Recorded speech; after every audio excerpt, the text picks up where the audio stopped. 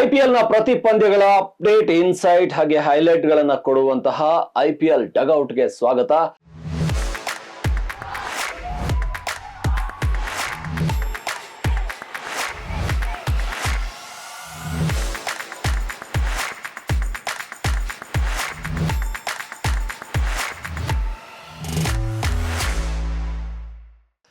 ಇವತ್ತಿನ ಹೈಲೈಟ್ ಅಂದ್ರೆ 10 ಮತ್ತು 11ನೇ ಪಂದ್ಯ. IPL ನ 10-11ನೇ ಪಂದ್ಯ ಯುಗಾದಿಯ ಬೇವು ಬೆಲ್ಲ, ಯಾರಿಗೆ ಬೇವು ಯಾರಿಗೆ ಬೆಲ್ಲ ಅನ್ನುವ ಕುತೂಹಲಕ್ಕೆ ಕಾರಣವಾಗಿದ್ದಂತ ಪಂದ್ಯ. ಮೊದಲ ಪಂದ್ಯ DC ವರ್ಸಸ್ SRH. ಇದು ವಿಶಾಖಪಟ್ಟಣಂ ಅಲ್ಲಿ ನಡೆದಂತ ಪಂದ್ಯ. ಮೊದಲ ಪಂದ್ಯದಲ್ಲಿ ಏನೆಲ್ಲ ಇತ್ತು, ಅಲ್ಲಿ ಟರ್ನಿಂಗ್ ಪಾಯಿಂಟ್ ಆಗಿದ್ದೆ ಯಾವುದು, ಜೊತೆಗೆ ಎರಡನೇ ಪಂದ್ಯ ಅದು ಕೂಡ ಬಹಳ ಪ್ರಮುಖವಾಗಿ CSK ವರ್ಸಸ್ RR ಇತ್ತು. ಅದು ನಡೆದಿದ್ದು ಗುವಾಹಟಿಯ ಬರ್ಸಾಪುರ ಸ್ಟೇಡಿಯಂನಲ್ಲಿ. ಇದು ಕೂಡ ಗೆಲ್ಲಲೇಬೇಕಾದಂತ ಪಂದ್ಯ ಆಗಿತ್ತು ಎರಡೂ ತಂಡಗಳಿಗೆ. ಎರಡೂ ತಂಡಗಳಲ್ಲಿ ಎಡವಟ್ಟಾಗಿದ್ದಲ್ಲಿ ಯಾರು ಸಿಕ್ಕಾಪಟ್ಟೆ ಚೆನ್ನಾಗಿ ಪರ್ಫಾರ್ಮ್ ಮಾಡಿದ್ರು, ಇದೆಲ್ಲದನ್ನ ನಿಮ್ಮ ಮುಂದೆ ಇಡ್ತೀನಿ. ಸೊ ಕೊನೆವರೆಗೂ ನೋಡಿ ವಿಡಿಯೋನ. ಮೊದಲ ಪಂದ್ಯ ವಿಶಾಖಪಟ್ಟಣಂ ಅಲ್ಲಿ 10ನೇ ಪಂದ್ಯ SRH ವರ್ಸಸ್ DC. SRH ಹಿಂದಿನ ಪಂದ್ಯದಲ್ಲಿ ಸೋಲನ್ನು ಕಂಡು ಈ ಬಾರಿ ಗೆಲ್ಲಬೇಕು ಅಂತ ಹೇಳಿ ಭರ್ಜರಿಯಾಗಿ ಬ್ಯಾಟಿಂಗ್ ಅನ್ನು ಆಯ್ಕೆ ಮಾಡಿಕೊಂಡ್ರು. ಟಾಸ್ ಅನ್ನ ಗೆದ್ದು ನಾವು ಬ್ಯಾಟಿಂಗ್ ಚೆನ್ನಾಗಿ ಮಾಡ್ತೀವಿ ಅಂತ ಅವ್ರಿಗೆ ಕಾನ್ಫಿಡೆನ್ಸ್ ಇದೆ. ಜೊತೆಗೆ ಒಳ್ಳೆ ಬ್ಯಾಟಿಂಗ್ ಲೈನಪ್ ಇರುವಂತ ಟೀಮ್ SRH. ಆದ್ರೆ ಇವತ್ತು ಯಾಕೋ ವಿಶಾಖಪಟ್ಟಣಂ ಅಲ್ಲಿ ಯಾಕೋ ಎಡಬಿದ್ರು. ಇಲ್ಲಿ ವಿಶಾಖಪಟ್ಟಣಂ ಅಲ್ಲಿ ಅಭಿಷೇಕ್ ಶರ್ಮಾ ಏನು ಅವ್ರನ್ನ ತುಂಬಾ ನಿರೀಕ್ಷೆ ಇಟ್ಕೊಂಡು ಮೊದಲ ಎರಡು ಪಂದ್ಯದಲ್ಲಿ ಆಡ್ಸಿದ್ದಾರೆ. ಅವ್ರು ಚೆನ್ನಾಗಿ ಆಡ್ತಾ ಇಲ್ಲ, ಇಂಡಿಯನ್ ಟೀಮ್ಗೆ ಆಡ್ತಾ ಇರೋರು.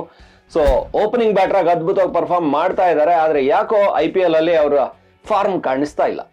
ಇನ್ನ ಟ್ರಾವಿಸ್ ಹೆಡ್ ಕೂಡ ಸಿಕ್ಕಾಪಟ್ಟೆ ಎಫರ್ಟ್ ಹಾಕಿದ್ರು ಅಭಿಷೇಕ್ ಶರ್ಮಾ ಔಟ್ ಆದ್ಮೇಲೆ. ಆದ್ರೆ ಅಂತ ಒಂದು ಸಕ್ಸಸ್ ಅವ್ರಿಗೂ ಕೂಡ ಸಿಗ್ಲಿಲ್ಲ. ಇದಾದ ನಂತರ ಈ SRH ಟೋಟಲ್ ಆಗಿ ಒಬ್ಬೊಬ್ಬರೇ ಬ್ಯಾಟರ್ ಗಳನ್ನ ಕಳ್ಕೊಳ್ತಾ ಬಂತು. SRH ನಲ್ಲಿ ಅನಿಕೇತ್ ವರ್ಮಾ ಮಾತ್ರ ನಿಂತು ತಂಡಕ್ಕೆ ಅದ್ಭುತವಾಗಿ ಆಡಿದ್ರು. 46 ಬಾಲ್ಗೆ 72 ರನ್ ಹೊಡೆದ್ರು.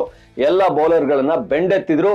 ಅನಿಕೇತ್ ವರ್ಮಾ ಅದ್ಭುತವಾಗಿ ಬ್ಯಾಟಿಂಗ್ ಅನ್ನ ಮಾಡಿ ತಂಡಕ್ಕೆ ಸಾಥ್ ಕೊಟ್ರು ಅಂತ ಹೇಳ್ಬೋದು. ಹಾಗಾಗಿನೇ ಒಂದು ಒಳ್ಳೆಯ ಸ್ಕೋರ್ ಅನ್ನ ಏನು ಕೊಡೋದಿಕ್ಕೆ 163 ಕೊಡೋದಿಕ್ಕೆ ಸಾಧ್ಯ ಆಯ್ತು. ಅದು ಒಳ್ಳೆ ಸ್ಕೋರ್ ಅಂತ ಅಲ್ಲ SRH ನ ಮಟ್ಟಿಗೆ. ಆದ್ರೆ ಇಲ್ಲಿ ಹೆನ್ರಿಚ್ ಕ್ಲಾಸನ್ ಕೂಡ ಅದ್ಭುತವಾಗಿ ಏನು ಬ್ಯಾಟ್ ಮಾಡಲಿಲ್ಲ. ನಿತೀಶ್ ಕುಮಾರ್ ರೆಡ್ಡಿ ಇವ್ರ ಬಗ್ಗೆ ಕೂಡ ನಿರೀಕ್ಷೆ ಇತ್ತು, ಇವರು ಕೂಡ ಚೆನ್ನಾಗಿ ಬ್ಯಾಟ್ ಮಾಡಲಿಲ್ಲ. ಆದ್ರೆ ಇದೆಲ್ಲದಕ್ಕಿಂತ ಇಂಪಾರ್ಟೆಂಟ್ ಆಗಿದ್ದು ಇಲ್ಲಿ ಆರಂಭದಿಂದಾನೇ SRH ಗೆ ಒಂದರ ಮೇಲೆ ಒಂದು ಶಾಕ್ ಗಳನ್ನ ಕೊಡ್ತಾ ಬಂದವರು Mitchell Starc. DC bowling lineup ಸಖತ್ತಾಗಿದೆ. ಮಿಚೆಲ್ ಸ್ಟಾರ್ಕ್ ಫಸ್ಟ್ ಸ್ಪೆಲ್ ಮಾಡ್ತಾರೆ ಪವರ್ ಪ್ಲೇ ಅಲ್ಲೇನೆ ಈ SRH ನ ಸದ್ದನ್ನ ಅಡಗಿಸ್ಬಿಡ್ತಾರೆ ಮಿಚೆಲ್ ಸ್ಟಾರ್ಕ್. ಈ ಮಿಚೆಲ್ ಸ್ಟಾರ್ಕ್ 5 ವಿಕೆಟ್ ಗಳನ್ನ ತಗೋತಾರೆ ಇಡೀ ಮ್ಯಾಚ್ ಅಲ್ಲಿ. ಇದು ಒಂದು ಕಡೆಯಲ್ಲಿ ಸ್ಕೋರ್ ಅನ್ನ 163ಕ್ಕೆ ತಂದು ನಿಲ್ಸುತ್ತೆ. ಇಲ್ಲ ಅಂತ ಹೇಳಿದ್ರೆ SRH 263 ಸ್ಕೋರ್ ಮಾಡುವಂತವ್ರು 163ಕ್ಕೆ, ಅದು ಕೂಡ ಮಿಡ್ಲ್ ಆರ್ಡರ್ ಅಲ್ಲಿ ಎಲ್ಲೋ ಒಂದ್ ಕಡೆ ಅನಿಕೇತ್ ವರ್ಮಾ ತರ uncapped player Aniket Varma score ಮಾಡ್ತಾರೆ 72 ರನ್. ಇಡೀ ಟೀಮ್ ನ ಅರ್ಧ ಸ್ಕೋರ್ ಅನ್ನ ಅವ್ರು ಮಾಡಿರ್ತಾರೆ. ಹಾಗಾಗಿ SRH ಕಡಿಮೆ ಟೋಟಲ್ಗೆ ಸೆಟ್ಲ್ ಆಗ್ತಾರೆ. ಅದಾದ ನಂತರ DC ಬಂದು ಅದ್ಭುತವಾಗಿ ಬ್ಯಾಟ್ ಮಾಡ್ತಾರೆ. ಫಾಫ್ ಡು ಪ್ಲೆಸಿ 26 ಬಾಲ್ಗೆ 50 ಹೊಡಿತಾರೆ. ಸೊ ಅಭಿಷೇಕ್ ಪೊರೆಲ್ ಹಾಗೆ ಟ್ರಿಸ್ಟಿನ್ ಸ್ಟಬ್ಸ್ ಫಿನಿಶ್ ಮಾಡ್ತಾರೆ. ಈ ಒಂದು DCಯ ಬ್ಯಾಟಿಂಗು ಲೀಲಾಜಾಲವಾಗಿ 163 ರನ್ನ ಹೊಡೆದು 166 ಕೊನೆಯಲ್ಲಿ ಅಭಿಷೇಕ್ ಪೊರೆಲ್ 6 ಹೊಡೆದು ಫಿನಿಶ್ ಮಾಡ್ತಾರೆ. ಇದು SRH DC. SRH ಮತ್ತೊಮ್ಮೆ ಸೋಲುತ್ತೆ. ಸೊ 2 ಸೋಲುಗಳ SRH ಗೆ. DC 2 ಗೆಲುವನ್ನ ಕಾಣ್ತಾ ಇದೆ. DC ಹಾಗಾಗಿ RCB ಯ ಕೆಳಗೆ ಅಂದ್ರೆ ಟಾಪ್ 2 ಅಲ್ಲಿ ಹೋಗಿ ಟೇಬಲ್ ಅಲ್ಲಿ ಪಾಯಿಂಟ್ಸ್ ಟೇಬಲ್ ಅಲ್ಲಿ ಕುತ್ಕೋತಾರೆ. ಹಾಗಾದ್ರೆ ಇಲ್ಲಿ ಮ್ಯಾಚ್ ನ ಟರ್ನಿಂಗ್ ಪಾಯಿಂಟ್ ಆಗಿದ್ದು ಯಾವುದು?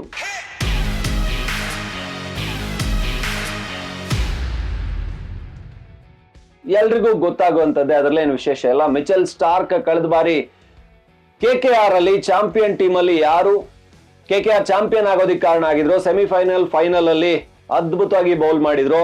ಅವ್ರಿಗೆ ಯಾಕೆ 24.5 ಕೋಟಿ ಕೊಟ್ವಿ ಅಂತ ಸೆಮಿಫೈನಲ್ ವರ್ಗೂ ಅನ್ಕೋತಾ ಇದ್ರು. ಆದ್ರೆ ಸೆಮಿಫೈನಲ್ ಅಲ್ಲಿ ಎಲಿಮಿನೇಟರ್ ಕ್ವಾಲಿಫೈಯರ್ ಬಂದಾಗ ಅಲ್ಲಿಂದ ಮಿಚೆಲ್ ಸ್ಟಾರ್ಕ್ ಬೇರೆ ಹಾಕೊಂಡ್ರು. ಸೊ ಅವರು ಇಲ್ಲಿ 5 ವಿಕೆಟ್ ತಗೊಂಡಿದ್ದು, ಒಂದ್ರ ಮೇಲೊಂದ್ರಂತೆ ವಿಕೆಟ್ ಅನ್ನ ಕಬಳಿಸ್ತಾ ಹೋಗಿದ್ದು. ಇದು ದೊಡ್ಡ ಏನು ಟರ್ನಿಂಗ್ ಪಾಯಿಂಟ್.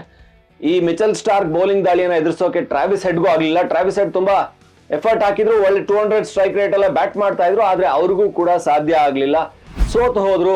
ಮಿಚೆಲ್ ಸ್ಟಾರ್ಕ್ ಎದ್ರು ಅಲ್ಲಿಗೆ ಇಡೀ SRH ಟೀಮೇನೆ ಸೋತೋಯ್ತು ಅಂತ ಹೇಳ್ಬೋದು. ಇದು ಮ್ಯಾಚ್ ಅಲ್ಲಿ ಎಡವಟ್ಟಾಗಿದ್ದು. ಇಲ್ಲಿ ಇನ್ನು ನಾವು ಎರಡನೇ ಮ್ಯಾಚ್ ಬಗ್ಗೆ ನೋಡೋದಾದ್ರೆ ಇದು ಗುವಾಹತಿಯಲ್ಲಿ ನಡೆದಂತ ಮ್ಯಾಚ್, ಅಸ್ಸಾಂ ಗುವಾಹತಿಯಲ್ಲಿ ನಡೆದಂತಹ ಮ್ಯಾಚ್. 11ನೇ ಎಪಿಸೋಡ್, 11ನೇ ಪಂದ್ಯ ಇಲ್ಲಿ ನಡೆದಿದ್ದು ರಾಜಸ್ಥಾನ್ ರಾಯಲ್ಸ್ ವರ್ಸಸ್ ಸಿ.ಎಸ್.ಕೆ. ಒಂದು ಗೆದ್ದು ಒಂದು ಸೋತು ಪಾಯಿಂಟ್ಸ್ ಟೇಬಲ್ ಮೇಲ್ ಬರಬೇಕು ಅಂತ ಯೋಚನೆ ಮಾಡ್ತಾ ಇದ್ರೆ ಎರಡೂ ಪಂದ್ಯಗಳನ್ನು ಸೋತು ಪಾಯಿಂಟ್ಸ್ ಟೇಬಲ್ ಕೊನೆಯಲ್ಲಿರುವಂತ ಆರ್ ಗೆಲ್ಲೇಬೇಕು ಅಂತ ತಮ್ಮ ಹೋಮ್ ಗ್ರೌಂಡ್ ನಲ್ಲಿ ಅಂದ್ರೆ ಅಸ್ಸಾಂನ ಗುವಾಹತಿಯಲ್ಲಿ ಹೋಸ್ಟ್ ಮಾಡಿದಂತಹ ಪಂದ್ಯದಲ್ಲಿ ಟಾಸ್ ಗೆದ್ದಿದ್ದು ಸಿ.ಎಸ್.ಕೆ. ಟಾಸ್ ಗೆದ್ದು ಚೇಸ್ ಅನ್ನ ಆಯ್ಕೆ ಮಾಡ್ಕೋತಾರೆ, ಫೀಲ್ಡಿಂಗ್ ಮಾಡ್ತೀವಿ ಅಂತ ಹೇಳ್ತಾರೆ. ಆದ್ರೆ ಬ್ಯಾಟಿಂಗ್ ಗೆ ಬಂದಂತಹ ಆರ್ ಶಾಕ್ ಕೊಡೋದು ಇಲ್ಲಿ ನಿತೀಶ್ ರಾಣಾ. KKR ಇದ್ದಂತ ನಿತೀಶ್ ರಾಣಾರನ್ನ ಆರ್ ತಗೊಂಡಿದೆ. ಆರ್ ಅವ್ರನ್ನ ಮಿಡ್ಲ್ ಆರ್ಡರ್ ಕಳಿಸೋ ಬದಲು ಓಪನಿಂಗ್ ಗೆ ಕಳಿಸ್ತು. ಸೊ ಒಂದು ಚೇಂಜ್ ಮಾಡಿತ್ತು, ಅವರಲ್ಲಿ ಭರ್ಜರಿ ಬ್ಯಾಟ್ ಮಾಡಿದ್ರು, 81 ರನ್ ಅನ್ನ ಗಳಿಸಿದ್ರು. ಅದು ಕೂಡ 4-6 ಗಳ ಮುಖಾಂತರ ಸಿ.ಎಸ್.ಕೆ ಬೌಲಿಂಗ್ ಅನ್ನ ಪುಡಿ ಮಾಡಿದ್ರು. ಸೊ ಇದು ಗೆ ದೊಡ್ಡ ಪ್ಲಸ್ ಆಯ್ತು. ಆರ್ ಮ್ಯಾಚ್ ಟರ್ನಿಂಗ್ ಪಾಯಿಂಟ್ ಇದಾಯ್ತು ಒಂದ್ ರೀತಿಯಲ್ಲಿ ಅಂತ ಹೇಳ್ಬೋದು. ಇನ್ನೊಂದು ಟರ್ನಿಂಗ್ ಪಾಯಿಂಟ್ ಕೂಡ ಆರ್ ಗೆಲ್ಲೋದಕ್ಕೆ ಕಾರಣ ಆಯ್ತು.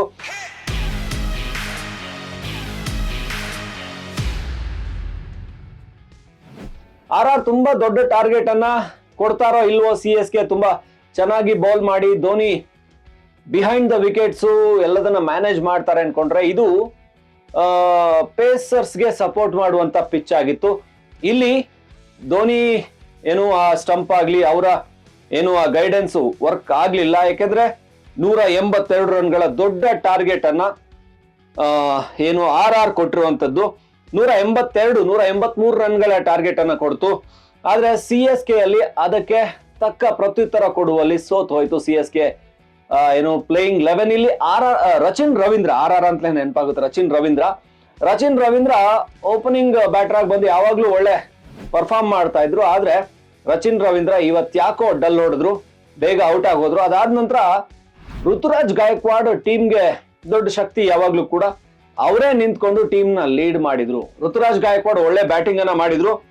ಅವರ ಬ್ಯಾಟ್ ನಿಂದ 63 ರನ್ ಬಂತು. ಆಮೇಲೆ ಅವರಿಗೆ ಯಾರು ಕೂಡ ಸಾಥ್ ಕೊಡ್ಲಿಲ್ಲ.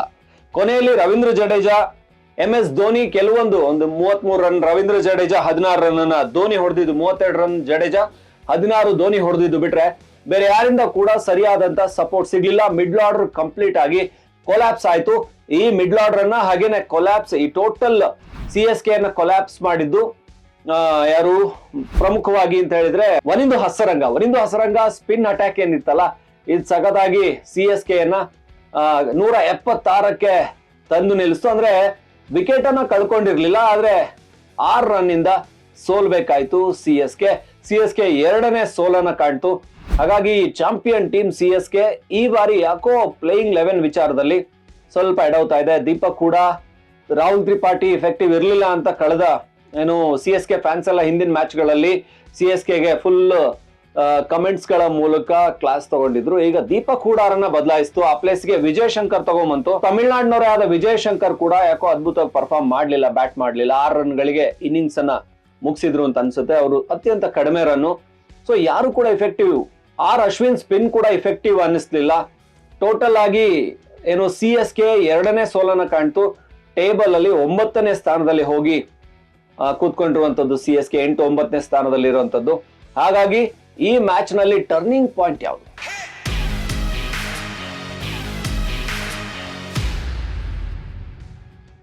ಮ್ಯಾಚ್ ಹೀಗಾದ್ರೆ ಇಲ್ಲಿ ಎಡವಟ್ಟಾಗಿದ್ದಲ್ಲಿ ಅಂತ ನೋಡೋದಾದ್ರೆ ಎಡವಟ್ಟಾಗಿದ್ದೆ ಈ ವನಿಂದು ಹಸರಂಗ ಅವರಿಗೆ 4 ವಿಕೆಟ್ಗಳನ್ನ ಒಪ್ಪಿಸಿದಾಗ. ವನಿಂದು ಹಸರಂಗ ಅವರು ಪ್ರತಿ 6 ಹೊಡೆದ ನಂತರ ಒಂದು ವಿಕೆಟ್ ತಗೋತಾ ಇದ್ರು. ಬೌಲಿಂಗ್ ಗೆ ಬಂದ ಮೊದಲ ಓವರ್ ಅಲ್ಲೇ ಫಸ್ಟ್ ಬಾಲ್ ಅಲ್ಲೇ ವಿಕೆಟ್ ತಗೊಂಡ್ರು.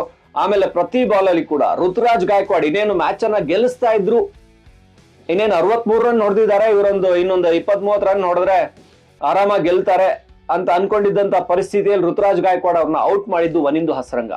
ಇದು ಮ್ಯಾಚ್ ನ ಟರ್ನಿಂಗ್ ಪಾಯಿಂಟ್ ಆಯ್ತು. ಹಾಗೆ 4 ವಿಕೆಟ್ ಅನ್ನ ವನಿಂದು ಹಸರಂಗ ತಗೊಂಡಿದ್ದು ಟರ್ನಿಂಗ್ ಪಾಯಿಂಟ್ ಆಯ್ತು. ಇದು ಒಟ್ಟಾರೆ ಮ್ಯಾಚ್ ನ ಸಮರಿ. ಏನು ರಾಜಸ್ಥಾನ್ ರಾಯಲ್ಸ್ ವರ್ಸಸ್ ಸಿ.ಎಸ್.ಕೆ. ಮತ್ತಷ್ಟು IPL ಅಪ್ಡೇಟ್ಸ್ ಜೊತೆ, ಪ್ರತಿ ಮ್ಯಾಚ್ ನ ಹೈಲೈಟ್ಸ್ ಗಳ ಜೊತೆ ನಿಮ್ ಮುಂದೆ ಬರ್ತಾ ಇರ್ತೀವಿ. ನೋಡ್ತಾ ಇರಿ ಒನ್ ಇಂಡಿಯಾ ಕನ್ನಡ.